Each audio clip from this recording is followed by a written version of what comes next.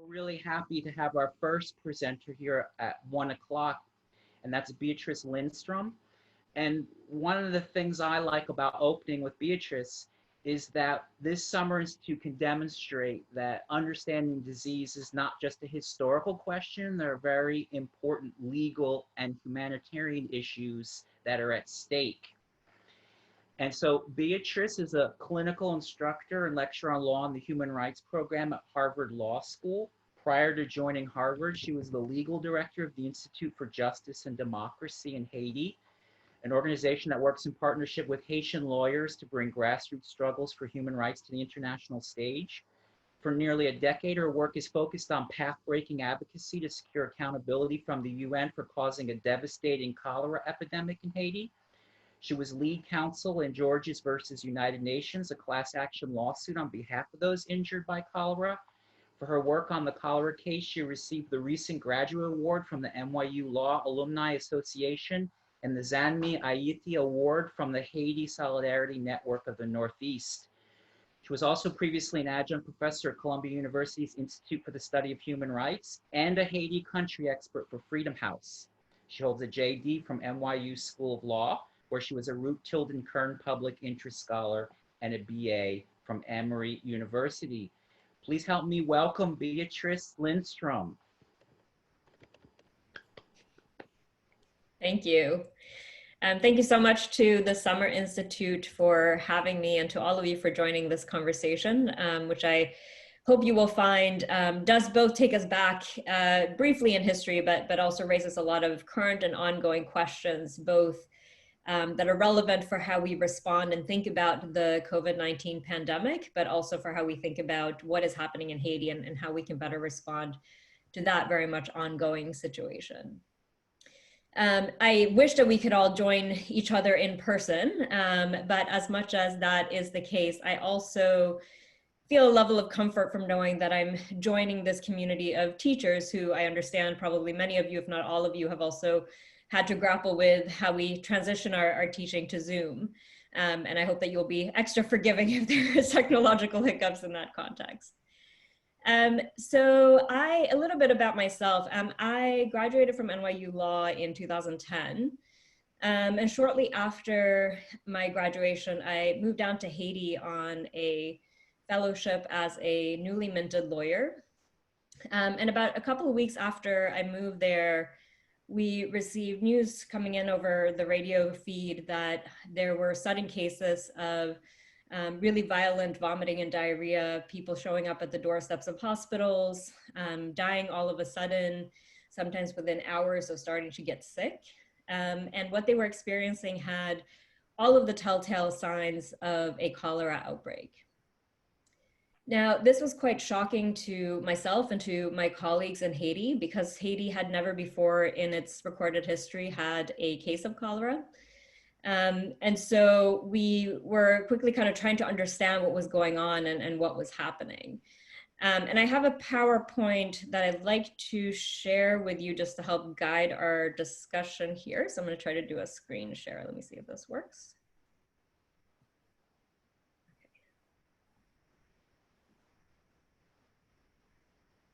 Okay, are you able to view that? Great. Are you getting this text about subtitles at the bottom, or is that just my computer? Yes, we are getting it. Okay, well, please ignore that. I don't know what that is. So what you see here on the first slide is a photo of a UN base in rural Haiti in a small village called May. And as you'll have seen from the reading for today's session, almost immediately after we started hearing about this outbreak of disease in Haiti, of diarrheal disease, we also started hearing rumors that cholera had originated from this base in rural Haiti.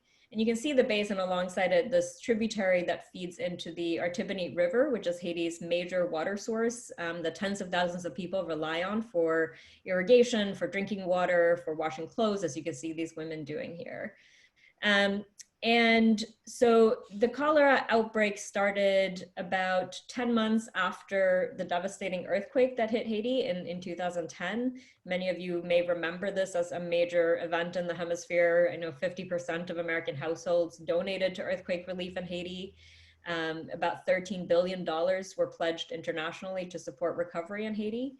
And this was a time of immense disaster recovery, but also continued displacement. There was about 1.3 million people living in displacement camps in Haiti at the time of the cholera outbreak.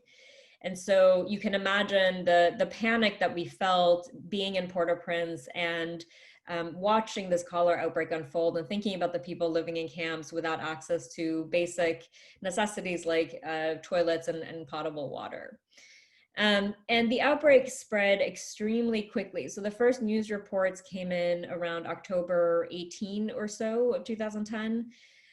By October 21st, the Haitian Ministry of Public Health had recorded 1,000 suspected cases and 135 deaths. And by the end of the first month of the cholera outbreak, there were 2,000 people who had died from cholera.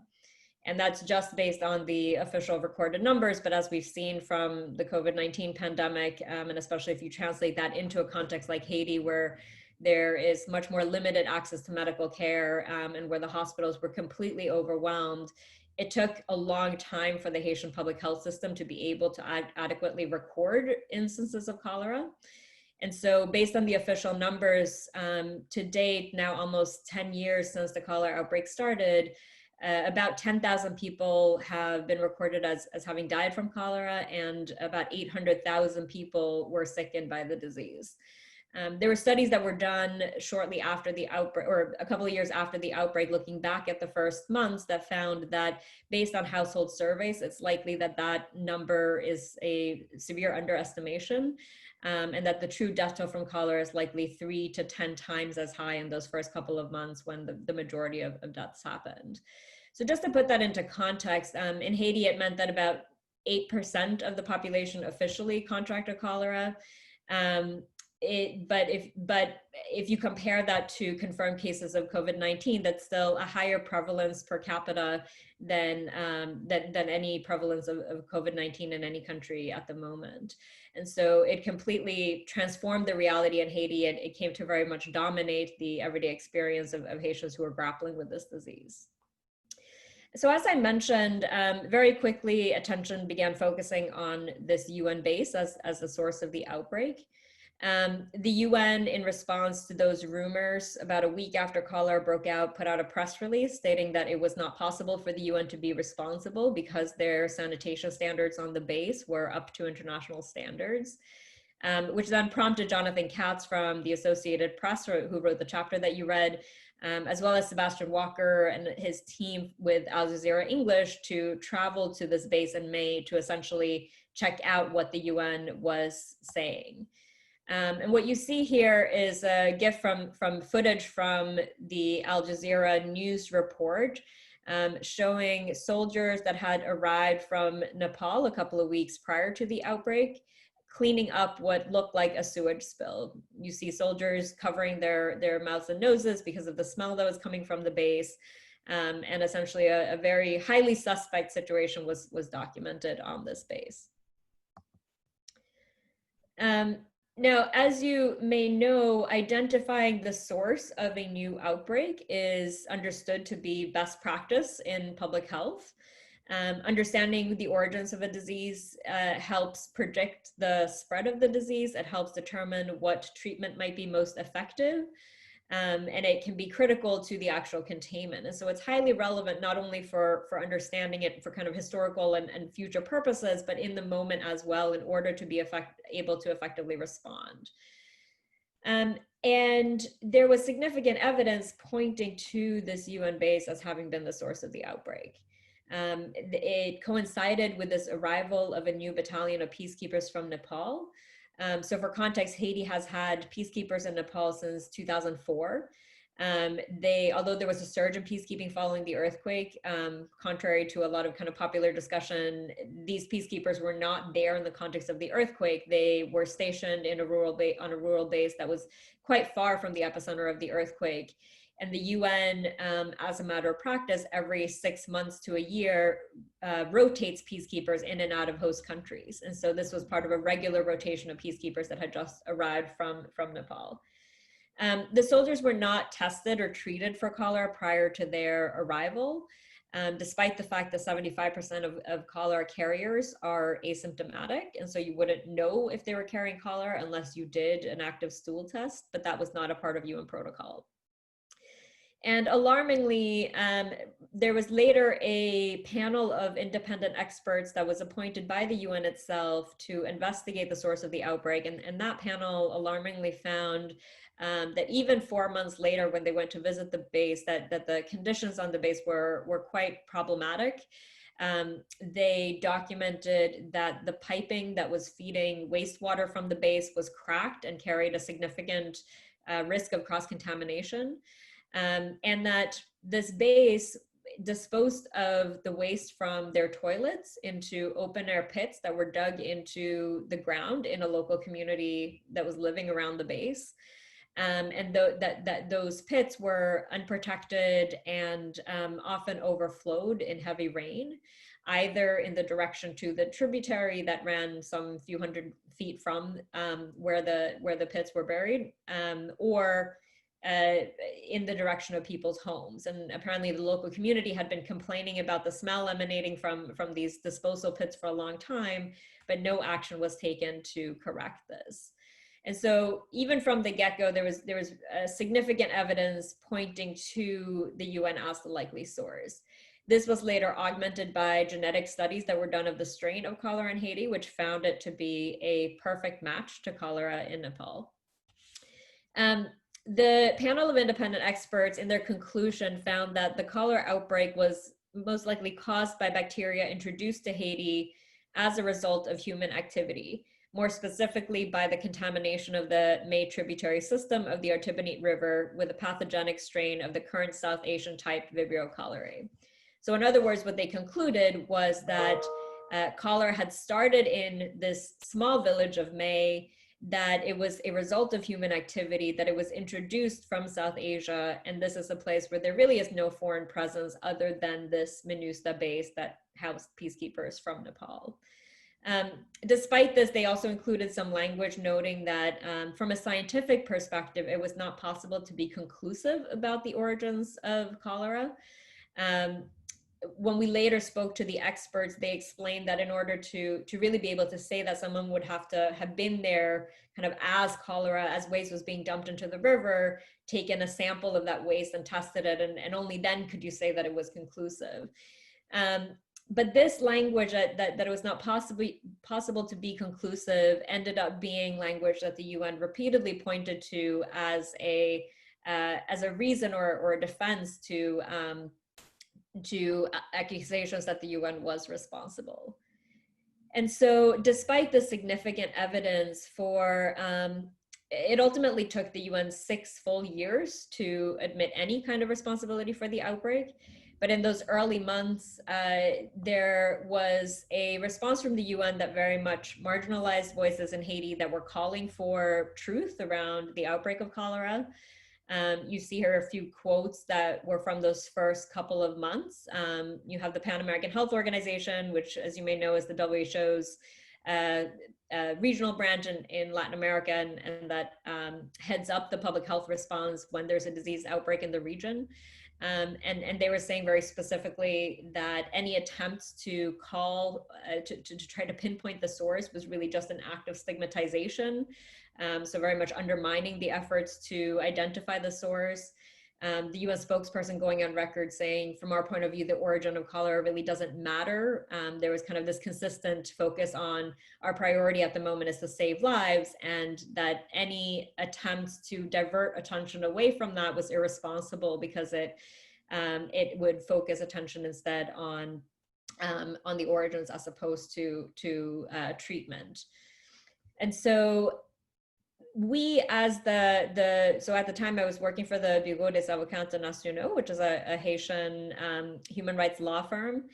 And people were increasingly kind of coming to our doors asking if there was anything that we could do to respond to this, because the evidence of the UN's wrongdoing and responsibility here was so clear, and it also was quite clear that the UN was not willing to grapple with that or to even really fully investigate its own role in the outbreak. So this, of course, raises the question of kind of what do you do as a lawyer in this context of trying to seek responsibility, and when is responsibility for disease an appropriate thing to try to establish? I think, we've seen in the context of COVID-19 a rise in discrimination against people of Chinese descent or Asian Americans, which raises some very complicated questions around, when should you be focusing on responsibility? And at the same time, my personal view is that this is something that the law itself knows how to grapple with, and that there's a difference between kind of generally stigmatizing and playing a blame game of accusing oftentimes vulnerable actors of having responsibility in disease transmission, with situations where there has been clear violation of international standards that have given rise to a disease outbreak. And you'll see throughout the PowerPoint, I've included these questions at the bottom of some slides in red, and those are more kind of my prompts for questions that I think could be asked of students and could spark some interesting discussion around some of the kind of subtopics that emerge in the context of the cholera outbreak in Haiti.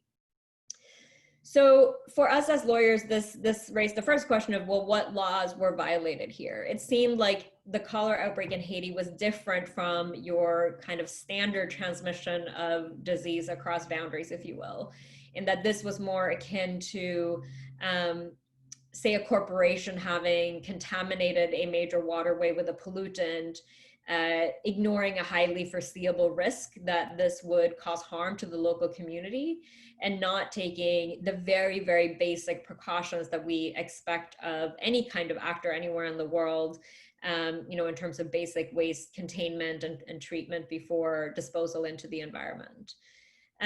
Now, the UN is a bit of an odd body in the sense that it's not governed by national laws in the same way as you might have a corporate or national actor. But what it does have is something called a status of forces agreement that's in place between the UN and its host countries. And the status of forces agreement specifies that the UN must comply with local law throughout its operations, and Haitian law prohibits this kind of disposal of waste. It also notes that the UN will cooperate with the Haitian governments with regards to sanitation, and that it will comply with relevant international agreements on health. And this is specifically mentioning the international health regulations that are the international legal framework that establish what countries and actors are supposed to do when there's a disease outbreak. And if you've been following some of the legal discussions around whether China should be held responsible for COVID-19, a lot of the conversation focuses on the international health regulations, and in particular, requirements that they establish to report and to have transparency in how governments alert the international community when there is a disease outbreak that might rise to international concern, and some potential violations around that. And similarly, we saw the UN not comply with international health regulations in the context of the outbreak in Haiti. So it's one thing, of course, to say that from our perspective in this context, it was quite clear that the UN had failed to respect basic legal obligations. But that then raises a separate question of how one goes on to hold the UN accountable. And so as lawyers, the first thing we did was to try to understand the legal framework that governs the UN. And the key kind of body of law here is the Convention on Privileges and Immunities of the UN, which is a treaty that's signed by all of the UN's member states. And importantly, in Section 2 of that treaty, it says that the UN shall enjoy immunity from every form of legal process. And so the upshot of this essentially is that there is no place in the world you can go to sue the UN. Nobody has jurisdiction over the UN because it has this sweeping immunity from suit. At the same time, though, we also found that the convention includes a separate section that says that the UN shall provide for appropriate modes of settlement of private law claims. And so it envisions a way for victims of UN harms to be able to seek remedies out of court. And importantly, the status of forces agreement between MINUSTA and the Haitian government in a separate clause goes on to specify that civilian claims for personal injury, illness, or death, it even uses the word illness, that arises from or is directly attributable to MINUSTA, and which can't be settled kind of directly with the UN, shall be settled by a standing claims commission. The Claims Commission is this independent body that's established specifically for this purpose. And from a legal perspective, it really importantly uses this word shall, which emphasizes that this is not optional. It's not something that the UN may do if it feels like it, but rather a legal obligation as a framework to ensure that civilians who are injured by UN operations can access remedies in some way. This is important also for those of you in New York, in the sense that if a UN vehicle that's driving in Manhattan injures a civilian, the idea is that you should be able to at least seek compensation for the medical care that you have to seek, even if you can't kind of sue the UN as a body. So what we did was we went into rural Haiti, where my colleague Mario Joseph, who runs the BAI, has his roots and has strong community ties.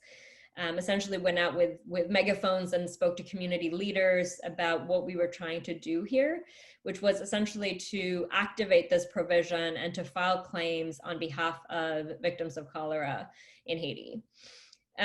Interestingly and quite shockingly, from the perspective of a lawyer, there is no information that's publicly available about how one actually goes about filing a claim against the UN.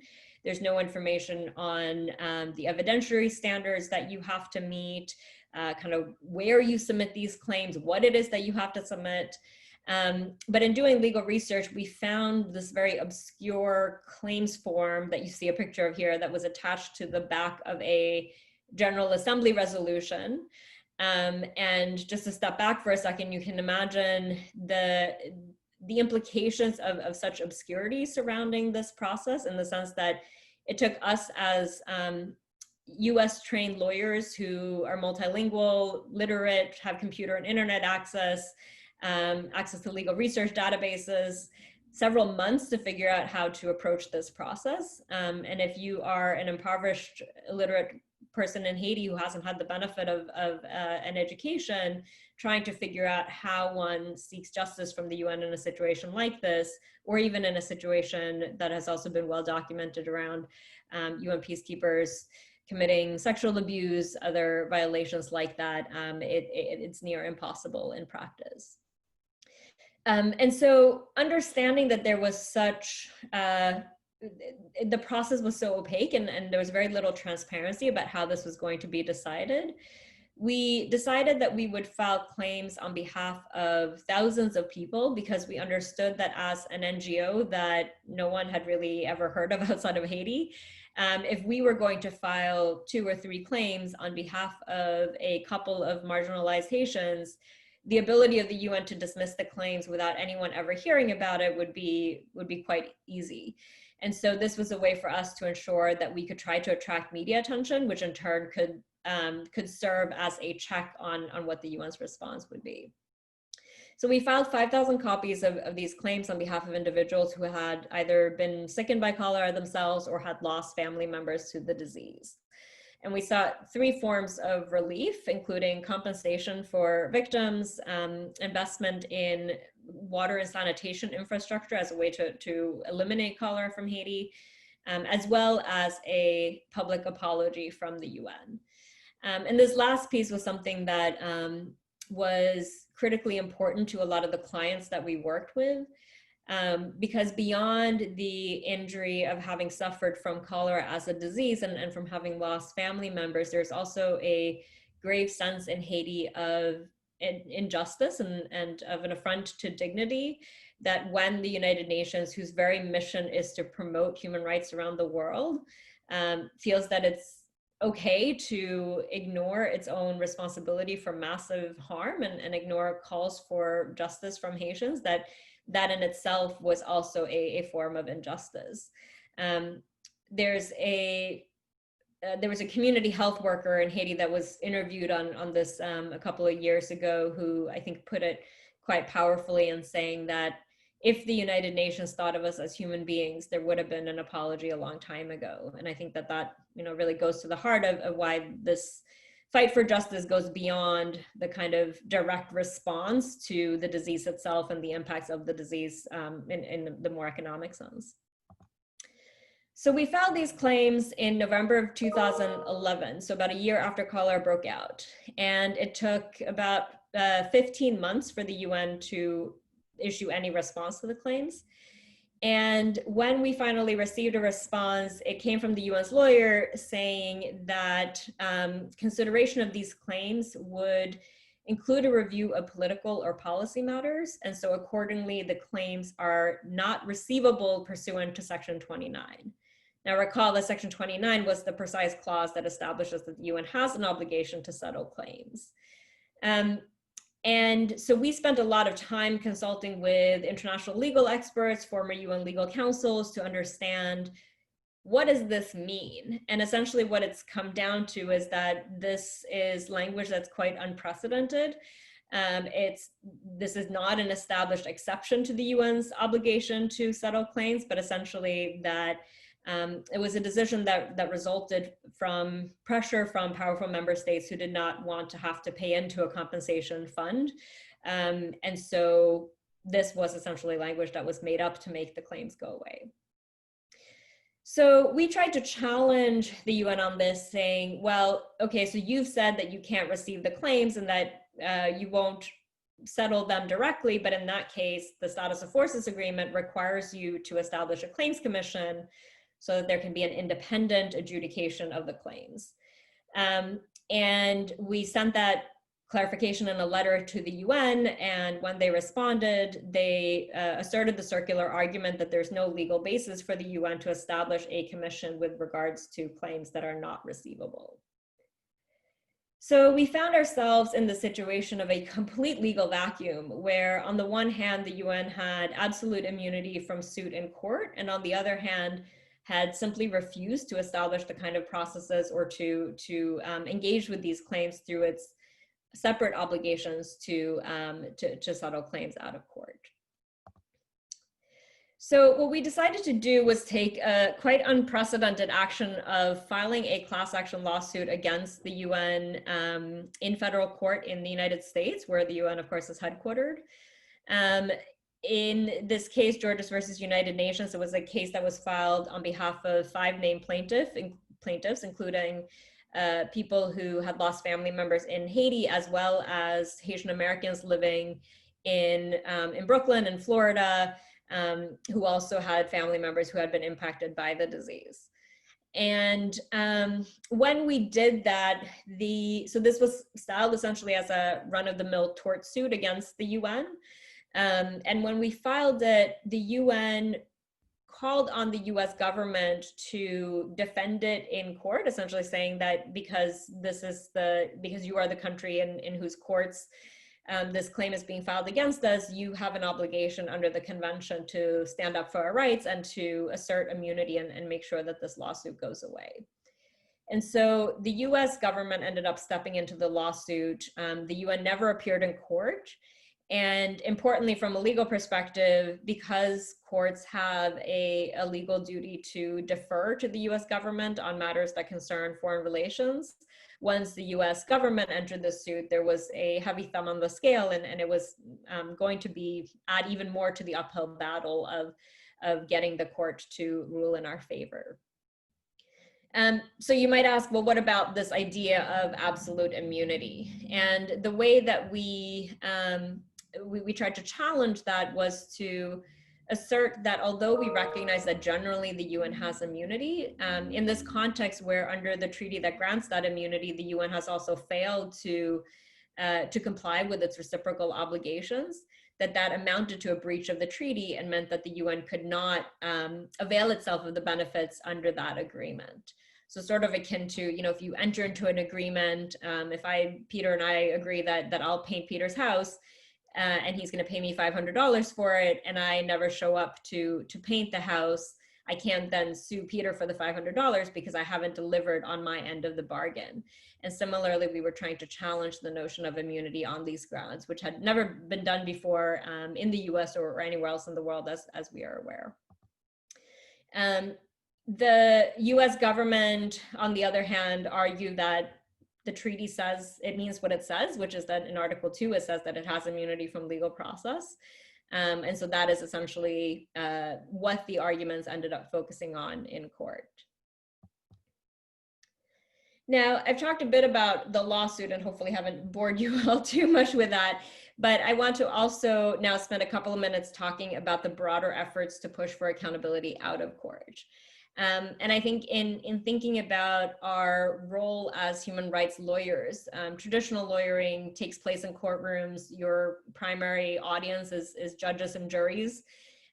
But for a human rights lawyer, oftentimes the audience is much broader, and it includes actors like governments, the broader human rights community. Of course, we were trying to push the UN itself. We were trying to get media on our side. We were trying to engage with experts in various fields to lend credibility to our cause. And ultimately, our goal was to generate enough attention and pressure within the general public so that popular opinion would favor the UN providing a more just response for cholera, and saw that as the key to ultimately trying to get the UN to shift course.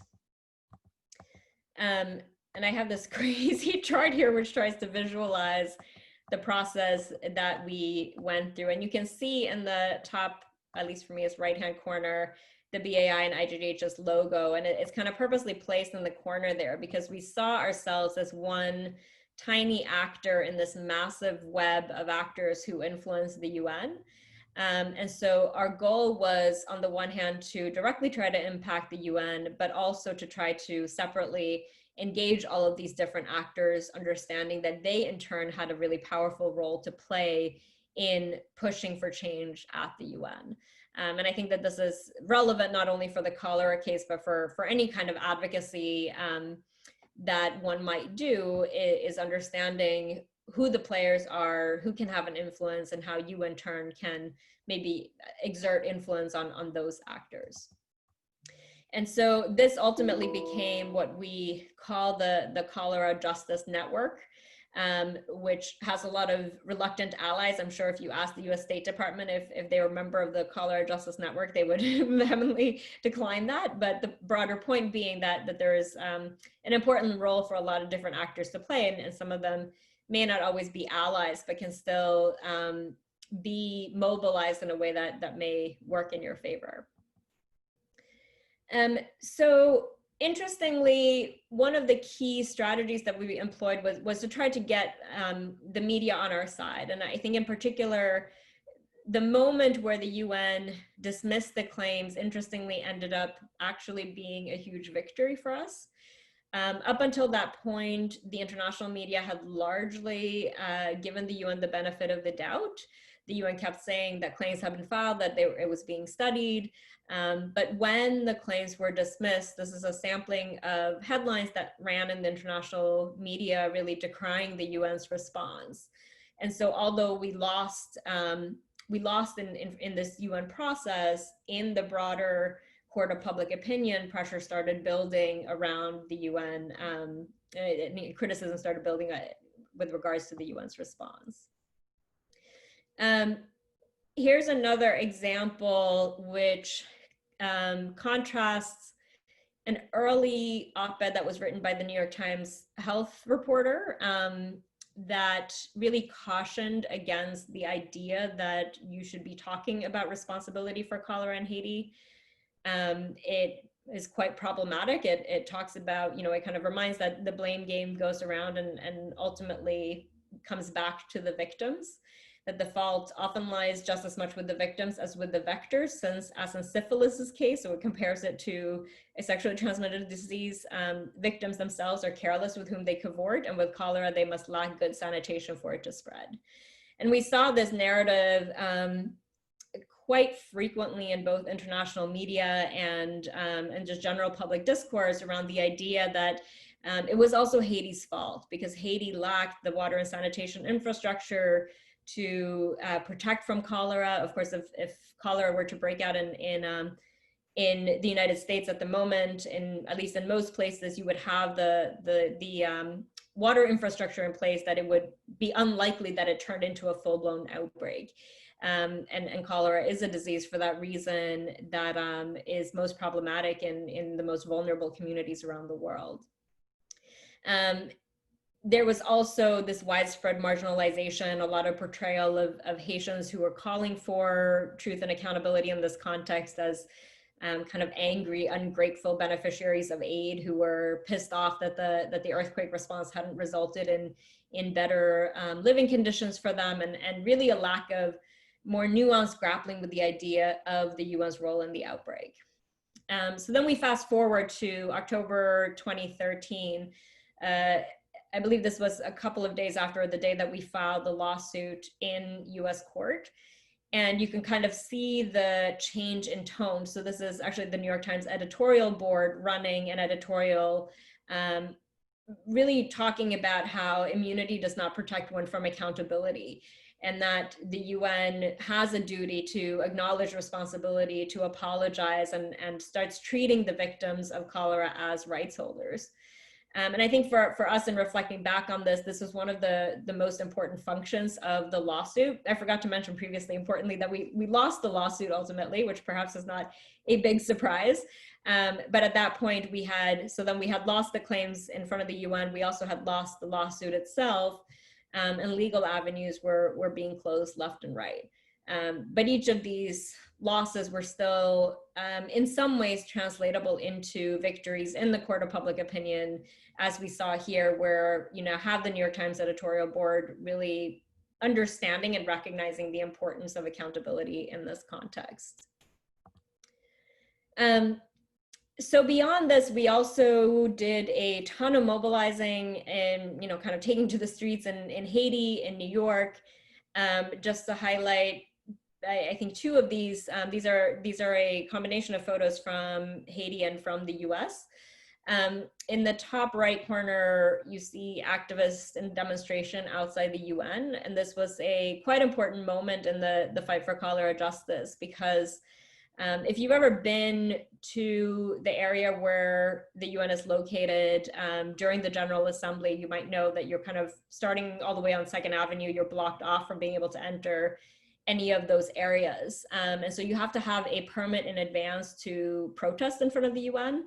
And it's kind of interesting because they set up these barricades in these really narrow, they take up 1 avenue block in Manhattan, and that's where different groups are allowed to protest different causes. And they're kind of stationed all the way up by 47th, 48th Street, whereas the diplomatic entrance that diplomats come in and out of the UN is closer to 42nd Street. So unless you have a particular reason to be there, the protests are actually largely invisible from the diplomats who are attending the General Assembly. But what was unique about this protest was that the organizers, the activists in the Haitian American community, they also sent a letter to the Haitian Prime Minister informing him that this protest was going to happen right before the General Assembly started. And because of the combined pressure of knowing that this was happening and being able to attract media attention to it in Haiti, for the first time, so this was in 2014, a full 4 years after cholera broke out, for the first time ever, the Haitian Prime Minister, in addressing the General Assembly as the head of state, actually mentioned the UN's moral responsibility for cholera and the need for a better response. And so that was a big turning point, whereas previously the Haitian government had been quite reluctant, and actually continues to be pretty reluctant in fully advocating for its people. At the bottom was a photo display that we did. There were people who had suffered from cholera who wanted to participate in this portrait series. And so we took their photos and printed them out really large and hung them up both on the walls of the UN's main base in Port-au-Prince, as well as outside the General Assembly in New York and outside the UN in Geneva, as sort of a silent protest and wanting to, it was called Face Justice. And the idea was that we wanted to make the UN really have to face the people who were suffering from cholera and kind of bring it back to the more human side of things, because we recognized at this point also that a lot of the debate had become about does the UN have immunity? What should be the bounds of that immunity? And we wanted to bring it back to the people it impacted. So that protest was held in October of 2015. We then also organized among a lot of decision makers, including in US Congress. This is just highlighting a couple of the things we did, but that I think were particularly powerful. One of them was a bipartisan letter sent from 158 members of Congress to the US State Department, calling on the US ambassador to the UN and to, at the time, Secretary of State John Kerry, to ensure that the UN's response was more just.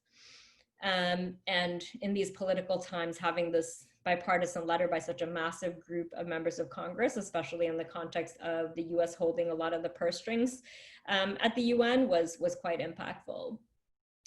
Then in the summer of 2016, Secretary General Ban Ki-moon's term was coming to an end.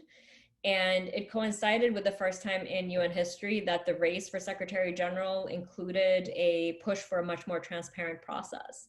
And so for the first time ever, candidates for Secretary General were actually asked to come to the General Assembly and to meet with civil society to present their platforms. And this ultimately ended up being one key way that we think we were able to exert pressure on the Secretary General directly, in that we ensured that every candidate for Secretary General at some point during the race had to publicly answer a question about what they would do to address cholera in Haiti if they became Secretary General. And interestingly, you very quickly saw that this became something that they began to anticipate, and so they clearly had well-rehearsed answers. Many of them were quite unsatisfactory, but importantly, over half of the candidates ended up making statements that were stronger, took a more kind of principled position on cholera than what the current Secretary General had done. And so we think that this contributed to a realization on the part of Secretary General Ban Ki-moon that if he didn't do something on cholera before he left, that this was really going to come to define and tarnish his legacy. We also tried to engage the UN human rights system itself to point out the problematic nature and hypocrisy of the UN as a major promoter of human rights around the world, refusing to be accountable in a situation where it itself was contributing to human rights violations. And so we particularly engaged what are called special rapporteurs, which are UN human rights experts that are appointed specifically to report on human rights violations around the world. And in an unprecedented move, there was a group of UN special rapporteurs who filed what's called an allegation letter against the UN Secretary General, alleging that the UN was violating human rights and the human right to effective remedy by failing to respond to cholera in Haiti. And because this had never been done before, usually this is a process that's reserved for governments, it got quite a bit of media attention and also added some important pressure on the UN leadership. This ultimately culminated in a report to the General Assembly by the Special Rapporteur on Extreme Poverty and Human Rights, who called the UN's approach morally unconscionable, legally indefensible, and politically self-defeating. And shortly before he was due to present this report that was not yet public to the General Assembly, the report was leaked by somebody in the UN Secretariat who was growing quite frustrated with the UN's response to the New York Times. And the New York Times, in running a story about it, asked the Secretary General for comment. And this resulted in a front page story in the New York Times announcing that the UN had admitted responsibility for the cholera outbreak and quoting the spokesperson as saying that the UN had finally become convinced of its own involvement and that it needed to do much more to respond. So this was in August of 2016, nearly 6 years after the initial outbreak, this pretty remarkable change in UN positioning. And I just want to highlight here, when I talk about this case in classrooms, one exercise that I find to be quite interesting is having the students divide up into teams or groups where half of them are assigned to be a UN official in charge of designing the UN's response, and the other half being lawyers for the victims, and having to come up with either their proposal for what the UN should do now to try to right its wrongs in Haiti in light of the Secretary General saying that they were, going to do something more in response to their responsibility, and then the other half coming up with a list of demands of kind of what are the things you would want to see from the UN now, and then have them debate that as a way to see both sides of the perspective, because I think especially at this point in the story, it's often easy to feel a sense of moral outrage, which in my view is very well merited, but nonetheless, to also place the students in the position of somebody who wants to do the right thing at the UN, and to get them to grapple with, well, what does that actually look like, and what might be some of the limitations that they have. So this was now, I guess, about 4 months before the Secretary General was concluding his term. And as one of the lawyers for cholera victims, one of the key things that we called for at the time was the need for a full public apology, and for consultations with victims on what the UN was going to do now to try to make up for and correct or remedy its wrongdoing in Haiti. And on December 1st, 2016, the Secretary General convened the General Assembly in a specific session on Haiti, where importantly, he spoke in Haitian Creole, which of course is not one of the official UN languages, but was something that we had pushed very hard for, that the UN needed to reach out specifically and address victims directly. And so speaking to the victims, he issued this half apology that he read out loud, both in Creole and French and in English, and then went on to announce a $400 million plan that was supposed to take 2 tracks. One of them was meant to provide material assistance to those most affected by cholera in Haiti, and the other track was meant to respond to the cholera epidemic itself. So this was called the UN's new approach to cholera in Haiti, in which it was launched with a lot of fanfare at the end of 2016. If you recall at the moment, so then there was a lot of kind of major world events, in that there was the election in the US, President Trump came to power, Secretary General Ban Ki-moon left office, and Secretary General Guterres took his place. And so there was a lot of transitions at the moment. And I think the following year, we saw a pretty different moment that the UN was in that we now had a president as the head of the country that's the biggest financial contributor and one of the most powerful decision makers at the UN, be led by someone who doesn't believe in international organizations or multilateralism or probably justice. And so that, I think, quite drastically ended up affecting the UN's ability to follow through. Importantly, one thing to note is that the new approach was never couched as an admission of full responsibility. The UN was very careful to talk about its moral responsibility. It talked about material assistance, which, as we understood it, was meant to be essentially monetary payments to families who had lost loved ones to cholera. But that the word compensation was never used in any UN documents out of fear that it would kind of lock the UN into this notion of legal liability for the outbreak.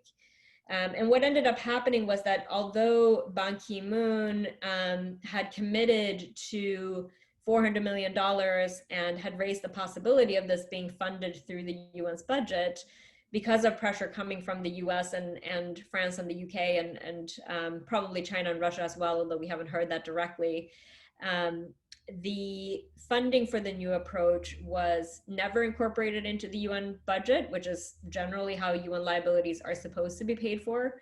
But instead, the UN created a voluntary trust fund and sought charitable contributions from member states. So the other thing that happened, to put this in context, is that the Haiti fundraising efforts very much ended up being folded into broader humanitarian appeals. And so all of a sudden or not all of a sudden, but you kind of had a continuation of funding for remedies for cholera in Haiti competing with funding for Syria and so on. And we tried to make the case that this should be different because it was not just a humanitarian endeavor, but rather this was the UN also responding to its own responsibility for having introduced cholera. To date now, I guess 3.5 years later, the UN has raised only 20.3 million out of the 400 million that was initially promised in 2016. And you see this little graph here. It's supposed to have a little black dot to signify the 20 million, but it puts it into context in that in the 10 years between cholera breaking out and well, I guess it's not even 10 years, and 2017 when MINUSTA closed down its mission, the UN put $4 billion to fund MINUSTA in a country that hasn't had a war in our lifetimes, and in a place where I think the majority of Haitians would likely say that they would prioritize funding for water and sanitation over this peacekeeping force that was quite controversial. And yet when it came to the 400 million, which was only a tenth of that money, there was no money to be found for it. The other thing that we've seen happen is that key decisions about the new approach has been made without victim input and has ended up being very much governed by the fact that there's limited resources. And so rather than do what is right for Haitians and kind of respects the right to remedy, the UN has ended up doing the most resource effective and least controversial thing it could do, which is a handful of community projects, like installing a water pump in one community, renovating a marketplace in another community, efforts that are quite valuable in and of themselves, but are a far cry from the kinds of reparations that you expect under international law and that's kind of envisioned to make victims whole. And I think most importantly also didn't account for the fact that victims themselves had some really significant economic consequences of cholera. So you had among the 10,000 people who died, many of them were adult breadwinners. And so families who took out loans to pay for the burial of their loved ones, who had to in turn pull their children out of school because they were being crushed by the debt that they had incurred to pay for these burial expenses. And just real struggles around children being orphaned as a result of cholera, and some really grave economic needs that also need to be taken care of, and that from kind of a more dignitary perspective would also signal that the loss of life in itself matters and is something that needs to be recognized and redressed, even if it's not able to be done at the level that you might see compensation for a wrongful death in the US under our legal system. So that brings us to my last point, which is what is happening on this now. Importantly, as of last year, I think in January 2019, Haiti finally recorded its last laboratory confirmed case of cholera. And so we now are 1.5 years into Haiti being, we believe, cholera free. In order for cholera to be considered completely eliminated, the World Health Organization requires a country to go 3 years without having any cholera cases. And so we're about halfway there, and it's still too early to say specifically what will happen. There is a pretty serious concern, though, that throughout the epidemic, the UN and public health experts have continuously emphasized the importance of investing in water and sanitation infrastructure as a way to help protect people from a future resurgence of cholera. And that piece of the puzzle still has not been put in place. And so there's still not funding for water and sanitation infrastructure in Haiti. And now in the context of the COVID-19 pandemic, with attention shifting elsewhere and additional emerging needs, there's real concern both of what that might mean for a resurgence of cholera, but also what it means for people's ability to protect themselves from the coronavirus in a context where there's limited access to clean water for hand washing and so on. So just to conclude, I just want to note that this is a very much an ongoing effort to hold the UN to its promises that were made in 2016. And so I'm currently now at the Human Rights Clinic at Harvard Law School, where we are working with BAI and IJDH to, again, try to engage these special rapporteurs. And at the end of April of this year, they filed another allegation letter that this time was signed by 14 special rapporteurs, and this huge coalition kind of standing up against the UN and really calling the UN out for violating human rights in Haiti and also undermining confidence in the UN itself. And they've highlighted the urgency of responding justly to cholera in light of coronavirus. We received a response from the Secretary General just last week that was quite unsatisfactory and didn't really respond to any of these allegations. And so now the question for us becomes, what now? And how do we continue to draw attention to this in a way that feels responsible, but also does justice to the need for cholera remedies while the coronavirus pandemic is also playing out both in Haiti and internationally.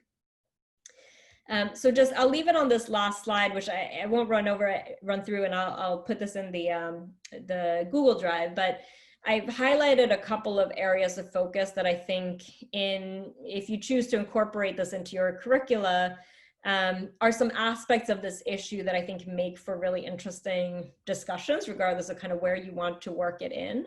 And so I hope that this can be a useful resource to you as you grapple with this. I also want to mention that there are two 30-minute films that I recommend that we found have been very powerful, especially with younger audiences, in humanizing the fight for justice. And so I can add those to the Google Drive as well. And they're 30 minutes long, so we found that that's a helpful length in terms of being able to draw people in and then have a discussion around it afterwards. But I think I'll close there and turn it over to questions. I want to thank Beatrice for a wonderful presentation. I also want to thank her for the very important advocacy and legal work that you've been doing as well. Everyone can use the reactions, and we can do a little applause, or thank you.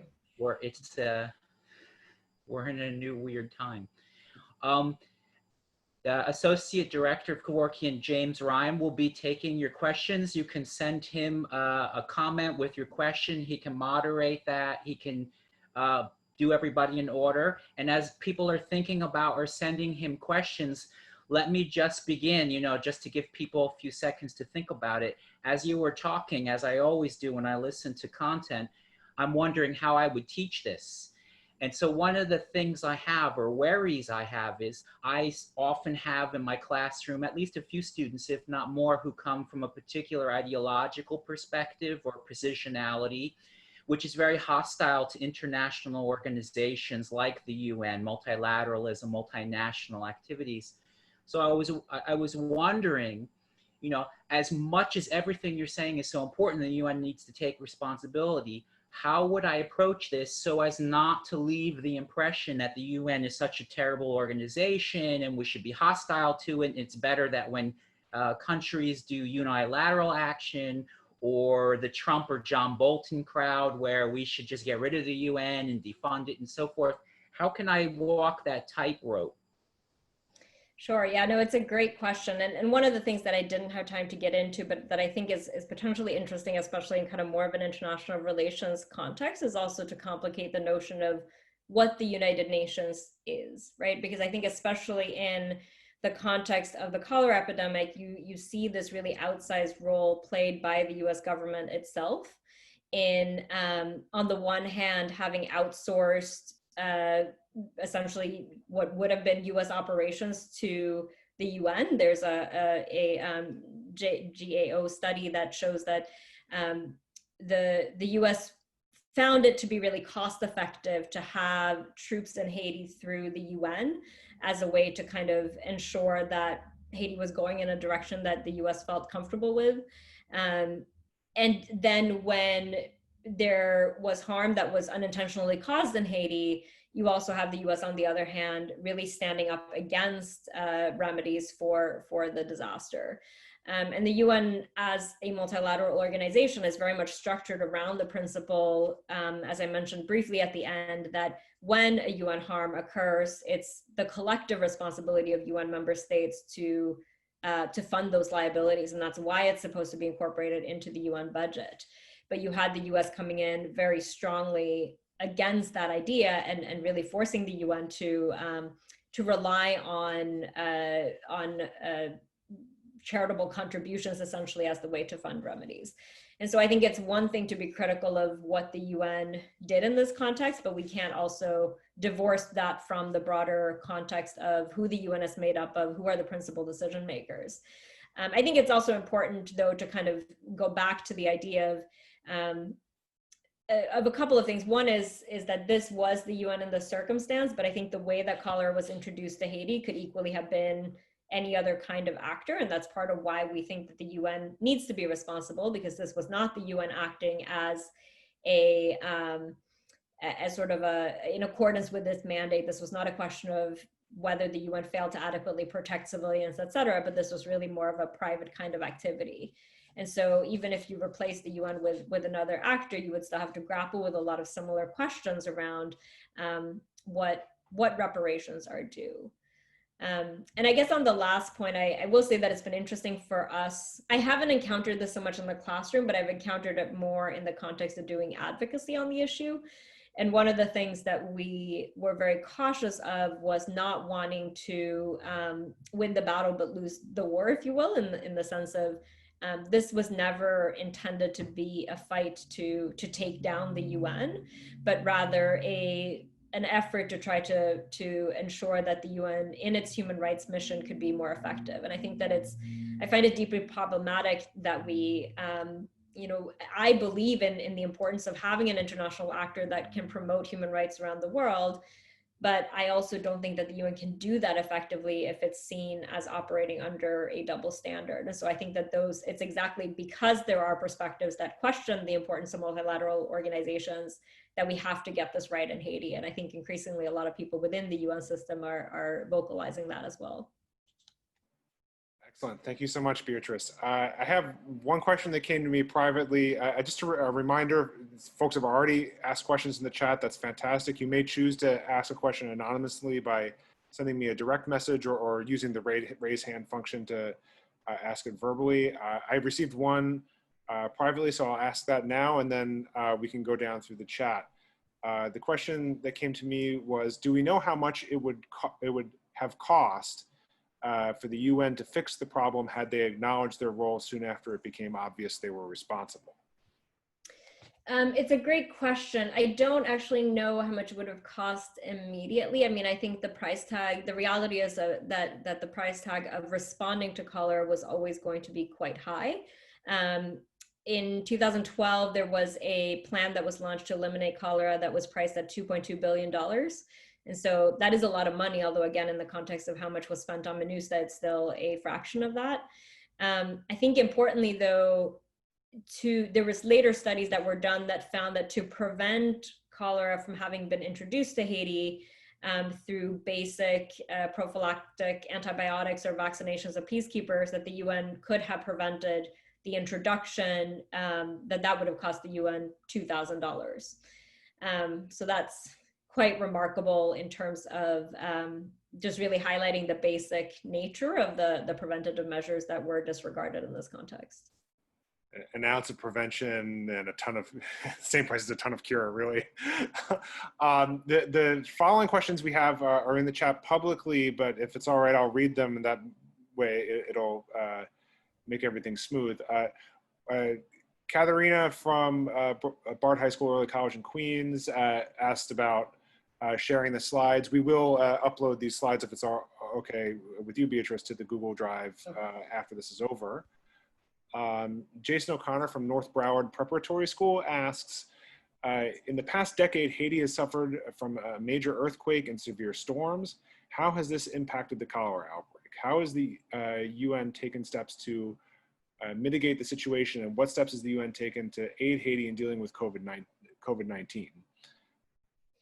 Yeah, great question. I think one of the things that I struggle with a lot in talking about cholera in Haiti, maybe less so with younger audiences because they may have less of kind of a historical perspective, but I think especially for people who very vividly remembered the 2010 earthquake, there's this sense that Haiti is a place of endless misery, where you have disaster after disaster after disaster.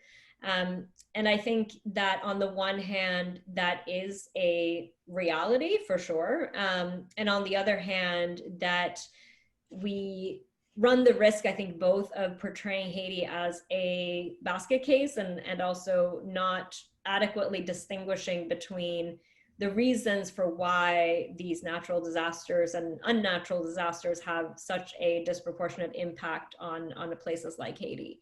And so I think that that's one aspect that also is important to draw out. The earthquake itself, by the time cholera broke out, Haiti was very much on its knees following the earthquake. The earthquake, I think it decimated 28 out of the 29 government buildings in Port-au-Prince and killed thousands of civil servants. And so you can imagine, even just from the perspective of like what government is in Haiti now to respond to a cholera outbreak. The university hospital in Port-au-Prince was ruined. A ton of doctors and nurses were killed. And so, so it was a really challenging context for Haiti to face yet another disaster. But I think internationally also, what it meant was that cholera took place at a time when there already was a ton of donor fatigue around Haiti, because at the time of the earthquake, you saw this massive outpouring of aid. I should note that only 50% of the aid that was pledged for Haiti for the earthquake was ever delivered. And the vast majority of that aid, I think in the case of the US, 97% of the aid that was that came from the US went to US Beltway contractors. Only 0.1% of international aid actually went to Haitian actors to implement. And so you ended up having a lot of aid spent on things like hotel rooms for aid workers and vehicles and plane tickets and those kinds of things. But I digress. So I think it's a very complicated context and one that certainly is also on a humanitarian level means that that there's rarely a full investment in long-term infrastructure in Haiti, and oftentimes a disproportionate focus placed on humanitarian disaster response, which doesn't over the long term build longer term resilience. And I think that's one of the things that we're hoping that these efforts lead not only to a more just response to cholera, but to a different expectation of what responsible humanitarian assistance means in places like Haiti. Great. Jason also asked if you could share the names of the films that, I mean, you will upload them to the Google Drive, but if the films have names, if you could let us know. Sure. So as you can see from my presentation, we've all been inspired by the same author, and In the Time of Cholera has become quite popular in talking about this issue. But the two films are called Baseball in the Time of Cholera and Haiti in the Time of Cholera. I just want to briefly mention a few words about Baseball in the Time of Cholera, because I think that one is particularly interesting for your students potentially. It's a film that it was filmed by two aid workers who are also amateur filmmakers, who were in Haiti as earthquake relief workers and started to train Haiti's first Little League team. And it follows this boy who was 14 years old at the time, and actually is one of the named plaintiffs in our lawsuit, as he's finding a lot of joy in life from playing baseball post-earthquake, and he ends up going to Toronto to throw the ceremonial pitch for the Blue Jays, and it kind of follows his story, except that then shortly after he returns to Haiti, his mother passes away from cholera. And it ends up being a story then about the efforts by BAI and others to seek accountability from the UN. But I think what's neat about it is that it really focuses in on one quite relatable person. And so I think that there can often be a tendency to get lost in high numbers around what does it mean for 10,000 people to die? And this really, I think, brings it home to the experience of a teenager who is playing baseball like many other kids do, and tells the story from that perspective. Ooh, wonderful. Next question comes from Jennifer Dykes, who teaches at the Clinton School in Union Square. She teaches a course that talks a lot about the role of NGOs in addressing human rights violations. When they see how long NGOs work to sometimes achieve limited forms of justice, some of the students end up cynical. How do I combat the students' worries about the limitations of legal processes to achieve justice? And how do you combat this yourself? Great. Yeah, so I mean, I think that where to start here? One thing that I find that I hope can be an inspirational message of the cholera story that maybe I have not done a good job conveying as a somewhat now cynical activist myself is the kind of broader story of hope in how we as this tiny NGO were able to take on the United Nations. And that even in this context where there were so many forces against us, including no real legal avenues to seek justice, and through essentially losing every legal effort that we pursued, we're still able to ultimately mount adequate pressure for the Secretary General of the United Nations to come around and issue this public apology. And I think, of course, we're in this challenging moment in telling this story right now because we had this big win that was then really limited by a lack of implementation. But 10 years in, so we're coming up against the 10-year anniversary of cholera this fall, which I think potentially could be an interesting time to teach it also, because if I will have it my way, there'll be quite a bit of media attention to this issue come October 2020. And 10 years in, this fight very much continues. And I think that it's okay to be cynical in the sense of that I think that only when we're adequately critical can we move towards a humanitarian effort that is more responsible. I think from my point of view, though, it's also important to note that I don't think the answer to cholera in Haiti should be less international engagement, but more responsible international engagement. And one of the things that I think the cholera fight for justice is hoping to achieve is to kind of even that playing field and to take the truths that are really obvious to a lot of communities in Haiti and bring those to the international stage.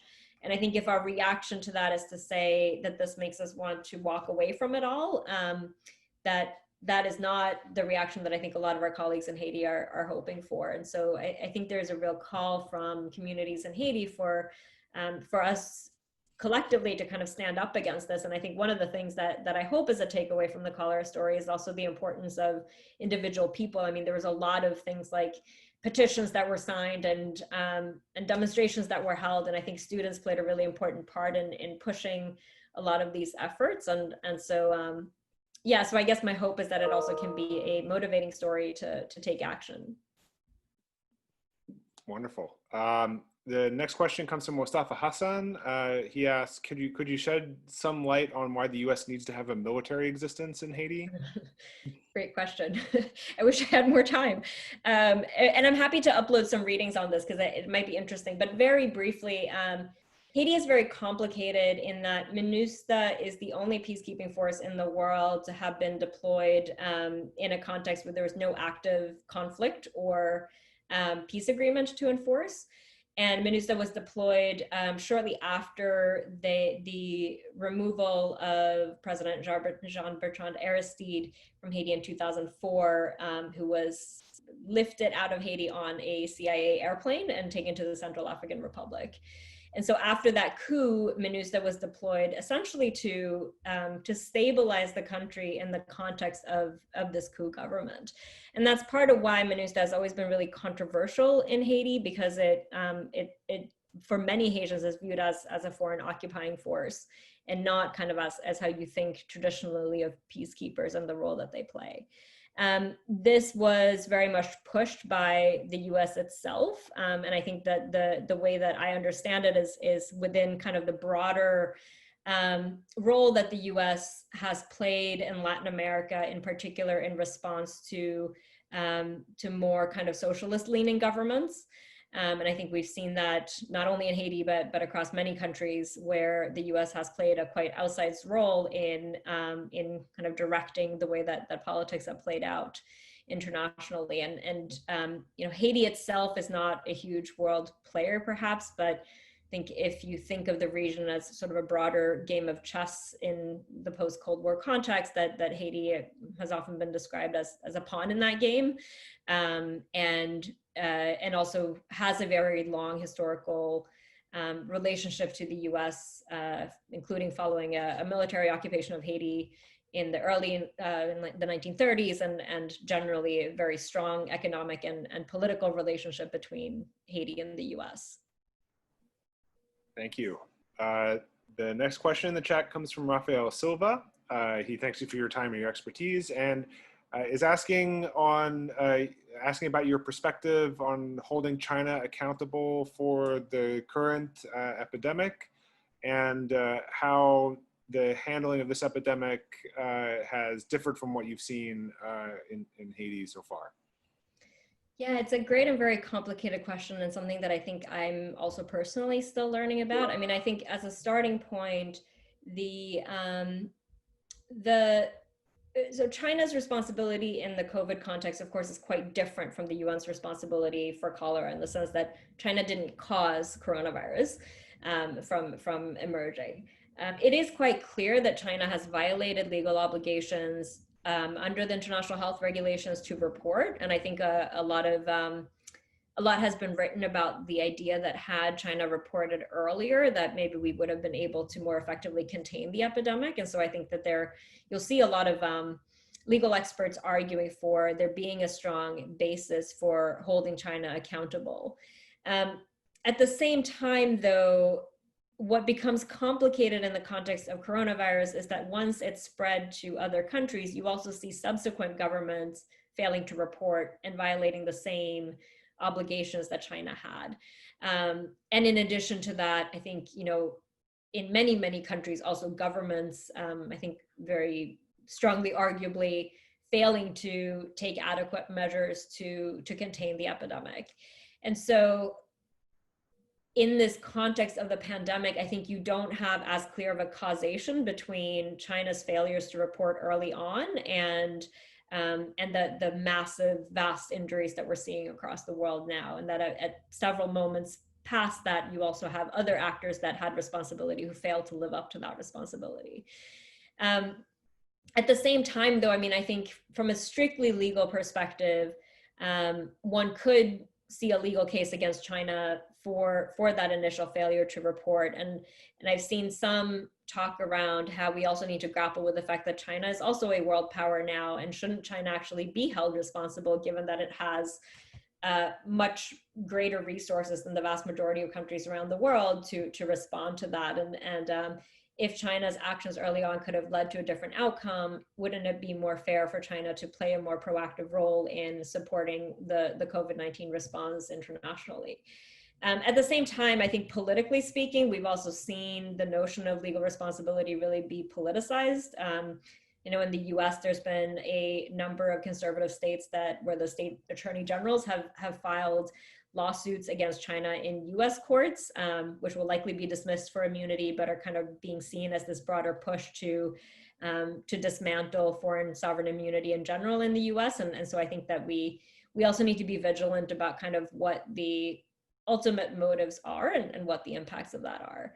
And I do think that for both cholera and for COVID-19, that we need to be cautious to have conversations around duties and responsibilities without it resulting in a broader malignment of actors who are at the center of these questions. And I think that goes to your first question about how you talk about the UN situation in a way that doesn't result in a complete dismissal of the UN as a valuable actor, and similarly in the China context, that we want to be cautious about how we grapple with these questions, but at the same time that I think doing so can be really important.